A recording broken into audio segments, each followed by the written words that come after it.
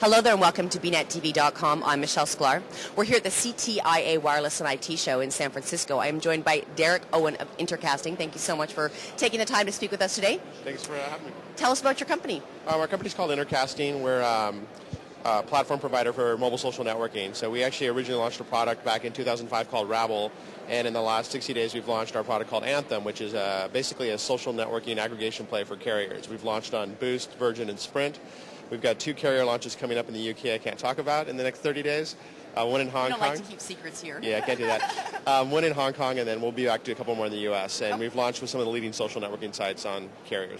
Explain to us how your platform actually works and what makes you different from other companies in the market. Yeah, we have a client that can be preloaded on the handset or downloaded that is connected back to existing web-based properties through API-based connection. So we do a one-time integration with a social networking site like Zanga or LiveJournal, and then we can publish out our client across 100 to 200 handsets. So that's sort of it really does take the web experience and customize it for the mobile device very specifically to that individual device. Okay, so a company that has created a social network will come to you to work with you on how they're going to deliver their content through to other mobile phones? Kind of. Actually, more it's, we work on behalf of the carrier. So carrier wants to bring a bunch of communities under their network, and so they hire us to go work with the social networking site. So we do actually cut deals directly with the social networking sites as well, but we're primarily focused on providing the service for the carrier. So.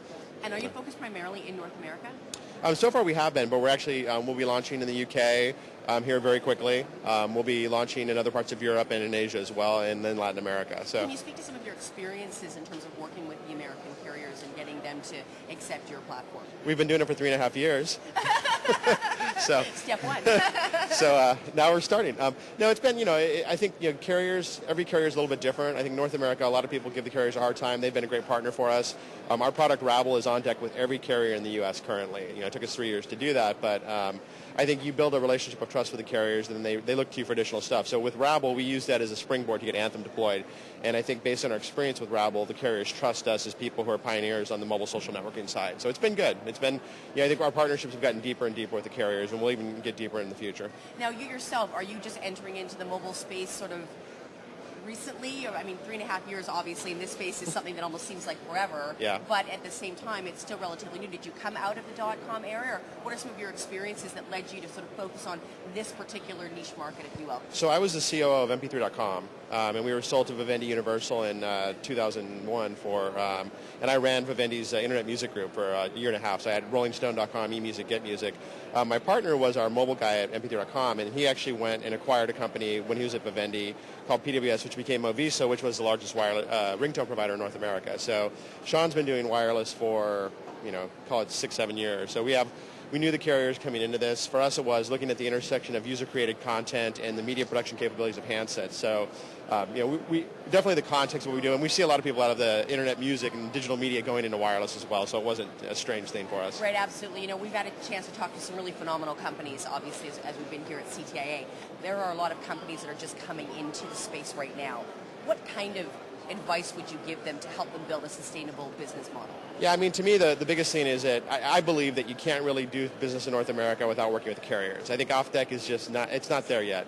Consumers even can't find stuff on deck. It's so hard. I think that's a key part. I think the other thing that's huge that a lot of people don't get is that it's, this to be successful in mobile, it's not just to put the internet on the phone. I mean, that's, when you think about broadcast going to the internet in '94, I mean, the big, wild, successful companies like Pathfinder, it wasn't TV on your computer, and it's not the internet on your phone. And so I think you have to look at the use cases around a platform. And the mobile use case is different than the PC use case. The PC internet use case is an 18-inch screen. The phone is a 3-inch screen. So, if you lose sight of that, you're going to have a hard time and lose a lot of money. Absolutely. Now, I know you can't tell us any of your upcoming secrets, but maybe you can give us an idea of the way forward for your company right now. Yeah, for us, I think, we've originally started out, we support platforms on the application layer, so we do Brew, Java, XHTML, Windows Mobile, HIP Top RIM, and we're doing Flash right now. And I think a lot of where we go forward is going down into the device. So we do a lot of stuff on behalf of the carriers at the address book level, at the camera and the gallery level. So We see an evolution of storefronting of content out into communities. So right now you may go to the deck at AT&T or Verizon. In the future, I'm going to look and buy content from you. I see your profile, I like this band, preview, buy, whatever.